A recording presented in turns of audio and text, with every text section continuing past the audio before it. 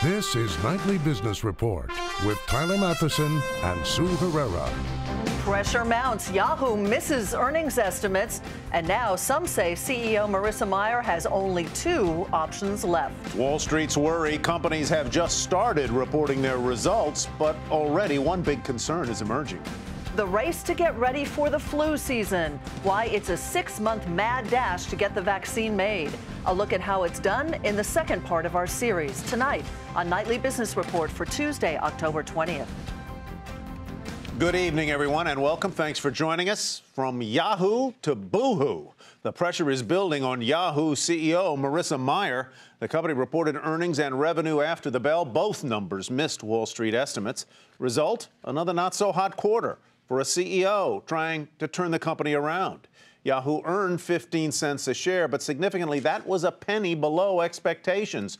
Revenue also missing forecasts, but at least it was above year-ago levels, as you see there.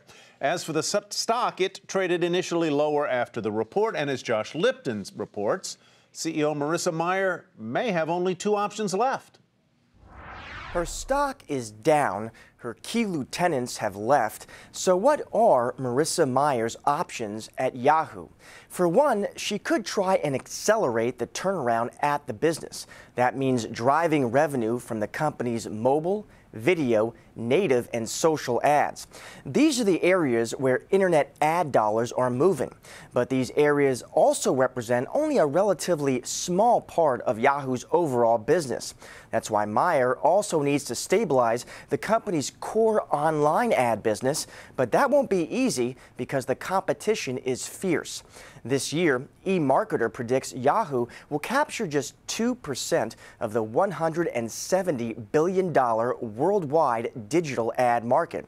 And meanwhile, Google commands 30% of the market, while Facebook controls 10%. Yahoo spent a lot of its time on the product side, and now it's just focusing on ad monetization. So there's a big gap that Yahoo has to fill, which is why we're cautiously optimistic that Yahoo can get there. But even more critically in the near term than the health of the core business is the uncertainty surrounding Alibaba, the Chinese e-commerce giant. Yahoo plans to go ahead with its planned spin-off of its stake in Alibaba, even though the IRS won't say ahead of time whether that transaction will be tax-free. The difference between no tax, Mayer's preference, and a 40% capital gains tax amounts to billions of dollars for Yahoo and its shareholders. If Mayer can't accelerate the turnaround of the business, then Doshi has a more radical option: sell. I think private equity would be very interested in potentially owning a still relevant asset with a lot of traffic and that's cash flow positive. Despite its challenges, there are still plenty of Yahoo fans on Wall Street. Nearly 70% of analysts rate the stock a buy. That's because they think that at this price, the stock already reflects a lot of bad news. Either way, analysts say the pressure is on for Mayer, who is now more than 3 years into this turnaround for the Silicon Valley company. For Nightly Business Report, I'm Josh Lipton in San Francisco.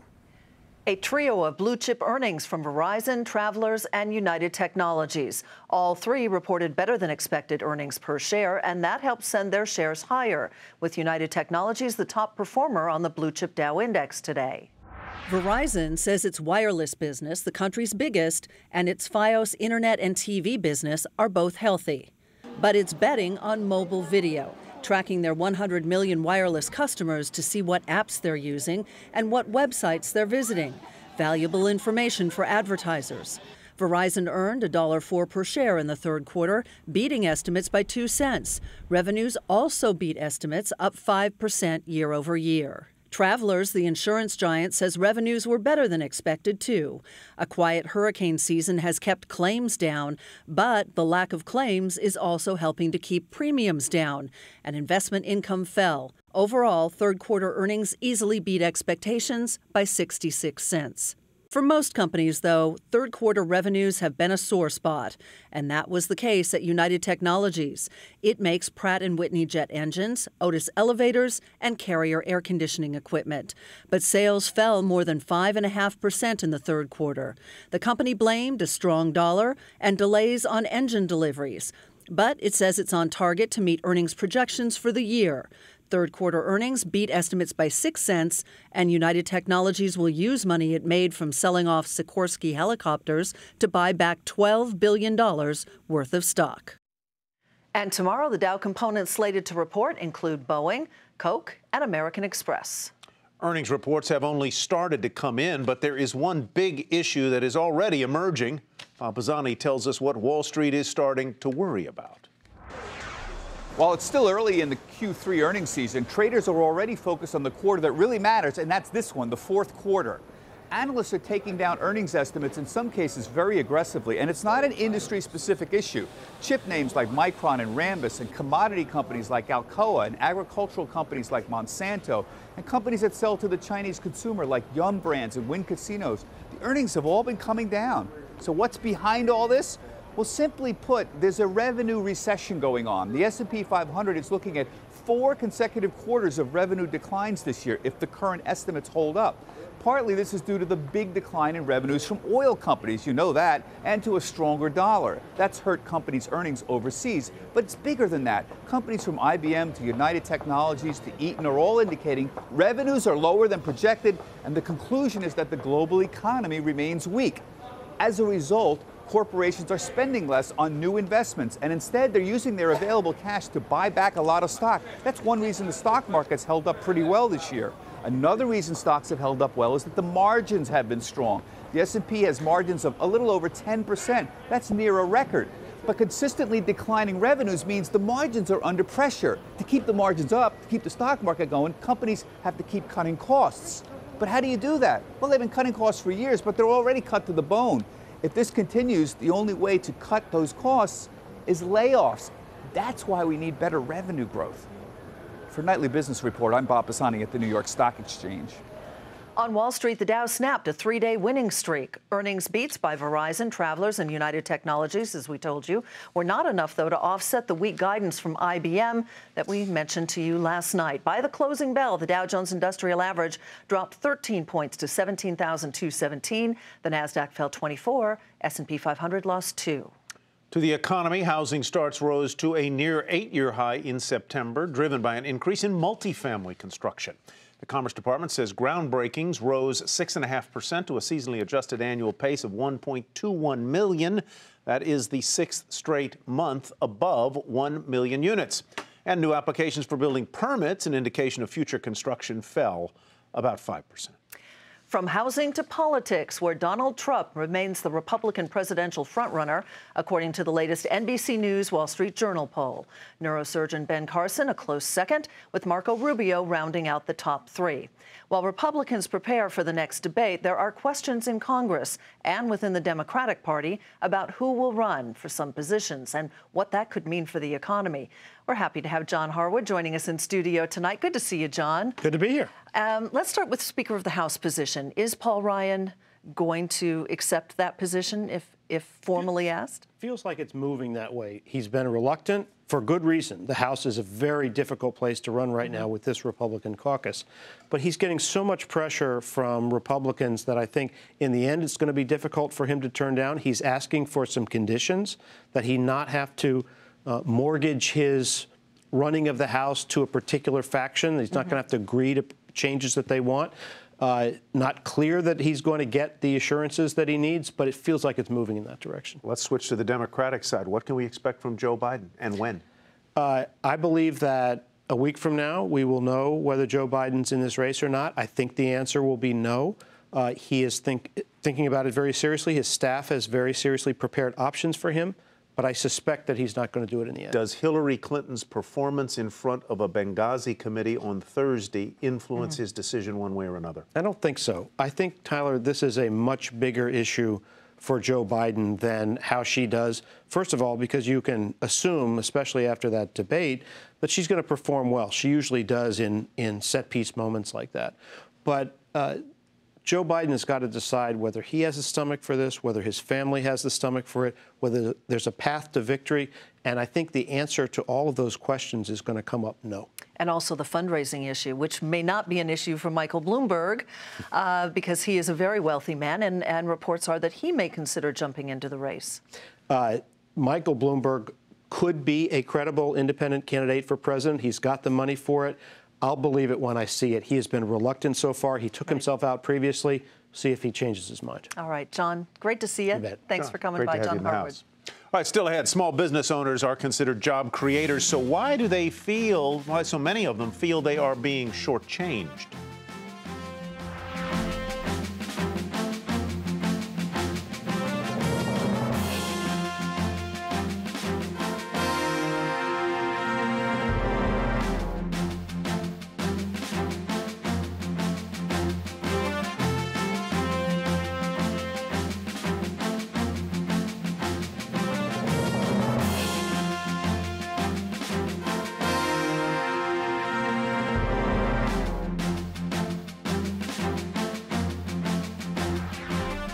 Ferrari has reportedly priced its IPO near the top of the expected range. According to Reuters, shares of the luxury sports car maker priced at $52 apiece, raising nearly $900 million. The IPO will give Ferrari a market value of close to $10 billion. Toyota's Lexus is the most reliable car brand. That's according to Consumer Reports' annual survey. Buick is the only Detroit brand to make the top 10. However, Tesla's Model S fell off Consumer Reports' recommended list because of below-average reliability, and that pressured the shares, which tumbled more than 6%. States spend billions of dollars every year trying to attract business and jobs, but a new study says most of that money may well be misspent and is not going to the real job creators. Scott Cohn joins us from San Jose with the story. Scott? Hi, Tyler. We hear this all the time, especially during campaign season. The big job creators are small businesses, companies with 100 employees or less. But it certainly seems like states are always giving tax breaks and subsidies to the big companies to set up shop there. Well, there are now some hard numbers to tell us just what is going on. The nonpartisan watchdog group Good Jobs First examined more than 4,200 state assistance awards that are supposed to be open to businesses of all sizes. We're talking about more than $3 billion worth of subsidies in 14 states. On average, 90% of that money went to big firms. In some cases, it's even higher. In Indiana, 96% of the Hoosier Economic Development tax credits awarded over the last 4 years went to big businesses. Same number for personal property tax exemptions in Nevada. And even for the most equitable program that was measured in the study in Wisconsin, 80% of the money went to big firms. One small business group says it is stunned by the findings, but not exactly surprised. Sue and Tyler? All right, Scott. So does the study make any suggestions about how to change things? Well, the study suggests that this money should be better focused on areas where it's going to be making a difference, with small businesses and particularly expanding their access to credit, access to capital, which still is curtailed even now after the Great Recession. That, they say, would be more effective. Scott, is there any rationale for the states devoting so much money to big business? I mean, is there an argument to be made? Well, you know, we spoke to a site selection consultant who's at the heart of all these deals and the competition to get a plant to move to this state or that. And he points out that these subsidies ultimately benefit everybody. It's not a case of states giving checks to these companies. There's often infrastructure improvements, workforce development that benefits the entire area. And it is a global economy. There's global competition. So it's not just states competing against states. States are competing against other countries. And sometimes, at least according to this consultant, those subsidies can make a difference as far as the cost advantage is concerned. All right. Scott Cohn, thanks. Good to see you. Industrials have been beaten down and battered this year, but there are some areas within the group that are doing better than others. So Morgan Brennan digs into the sector and finds some potential opportunities for investors. Industrial stocks have slumped thanks not only to the collapse of the commodity complex, but because of emerging market exposure as well. Take Caterpillar. The mining equipment maker is down more than 20% this year, as equipment demand has waned, partly due to economic weakness in China and Brazil. Emerging markets represent about a third of the company's revenue, and investors will be watching closely when it reports earnings later this week. And it isn't the only one. Analysts are looking to hear how companies plan to navigate the global economic environment heading into 2016. We'd expect to see some additional modification to near-term expectations, and even beyond the third quarter going into fourth quarter, where many diversified industrials provide their 2016 outlooks. We expect to hear more details about how these companies are planning to change their near-term strategies, either to mitigate or possibly even take advantage of the slower global growth environment that we're in. But there has been a bright spot: aerospace and defense. The industry group is down less than 1% for the year, outperforming both the overall sector and the broader S&P 500. Defense stocks have been safe havens as investors have rotated out of more cyclical industrial names, helped by multi-year backlogs, increasing international sales, and buyback activity. Shares of Lockheed Martin, Northrop Grumman, Raytheon Company, and General Dynamics are all in the green for 2015. In the short term, uncertainty around the fiscal 2016 defense budget in the U.S. could be a headwind, but many analysts remain bullish on the group. The same can be said of aerospace. Any company that has been exposed to the aviation upcycle, if you will, GE, United Technologies, Honeywell, they've all seen good results flow through their aviation segments, and we expect that to continue as the aviation business still appears to be quite strong. Some of the biggest losers this year have been transports, with Dow Jones Transportation Average down 11%. But historically, many of these stocks do tend to outperform in the final 3 months of the year, benefiting from the peak holiday season. According to data firm Kensho, dating back to 1995, J.B. Hunt and Union Pacific have both traded higher 90% of the time, each hauling outsized gains that, on average, have been better than the broader market. For Nightly Business Report, I'm Morgan Brennan. The casual dining chain Chipotle reported its earnings after the bell today, and that is where we begin tonight's Market Focus. The company posted mixed results as it continues to see slower same-store sales. Chipotle also raised its target, however, for opening new restaurants from 190 to 205 stores to 215 to 225 next year. Shares of the eatery down almost 2% during regular trading to finish at $705.63, and they took another salsa dip after the bell. Yum Brands, known for its KFC and Pizza Hut brands, announcing that it will spin off its China business. The move comes after a food safety scandal last summer, as well as slowing sales and more competition locally over in China. The news sent Yum shares up just shy of 2% to 73.06. And the physician services supplier AmSurg offered to buy medical staffing company Team Health for more than $5 billion. This comes after the two companies met last month to discuss a merger. No deal was reached at that time. Shares of Team Health up almost 20% to $62.59, while AmSurg fell more than 4% to $74.88. Motorcycle maker Harley-Davidson reported its third quarter earnings, and the street did not respond well. The company cut its shipment guidance for the rest of the year as it continues to lose market share in the U.S. Shares today falling nearly 14% to $48.25. Defense contractor Lockheed Martin cited strong sales in its aeronautics unit, which helped lift overall revenue. Despite the strong sales, the company, though, did see a drop in profit for the quarter. Shares of Lockheed down slightly to $208.73. Brinker International, owner of restaurant chains such as Chili's, showed a decline in foot traffic in its restaurants, and it cut its revenue growth forecast for the year. Shares of Brinker down over 7% to $47.67 to end the day. Well, late yesterday, United Continental named its general counsel, Bret Hart, acting CEO. The move comes as its current CEO, Oscar Munoz, recovers from a heart attack suffered last week. But does this temporary replacement settle questions about the company's next steps? Bill George, former CEO of Medtronic, now professor of management practice at Harvard Business School, joins us to discuss. He's also on the board of Goldman Sachs and Exxon. Bill, forgive me for asking a somewhat long question, but take me inside the board here.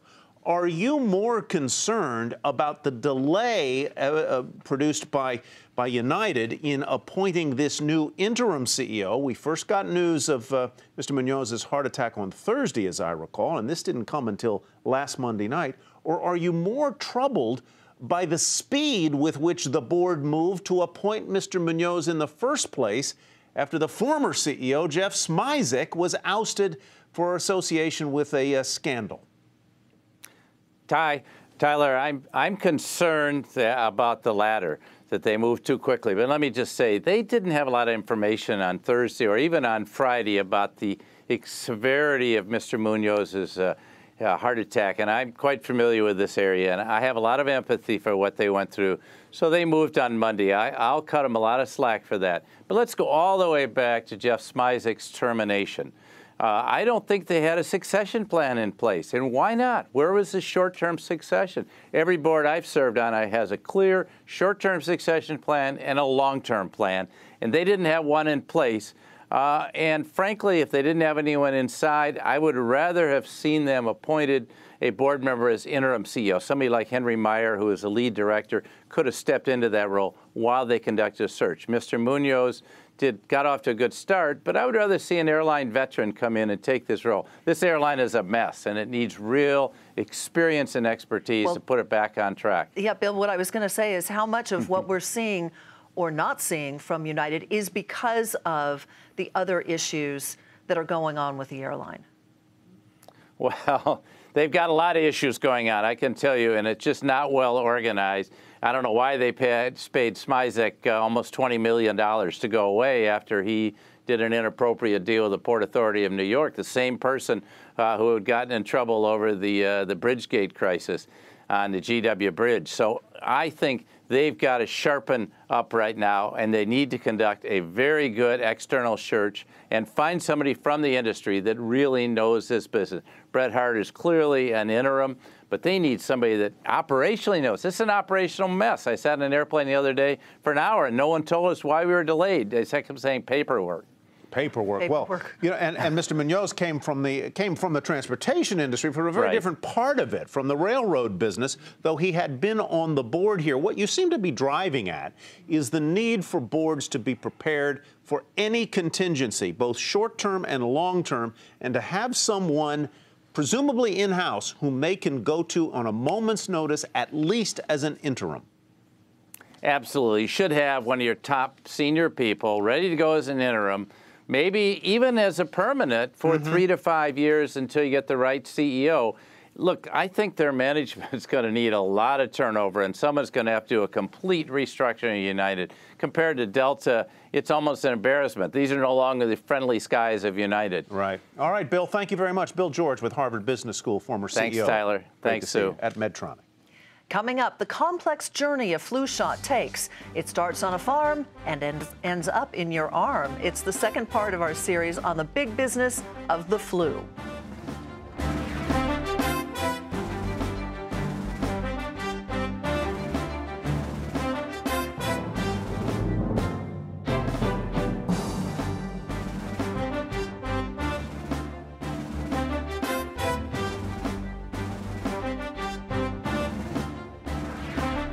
The big business of preventing the flu, getting the shots, a relatively simple process. You just have to see a healthcare provider.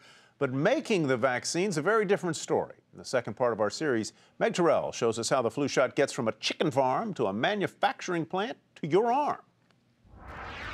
Flu vaccination rates are on the rise, and manufacturers are distributing a record number of doses in the U.S. this year, up to 179 million. Wonder what goes into your shot? The manufacturing process is a 6-month mad dash, sometimes through multiple countries, and a chicken egg, all to be ready before flu season begins. It's so complicated because the strains of flu virus in circulation can change every season.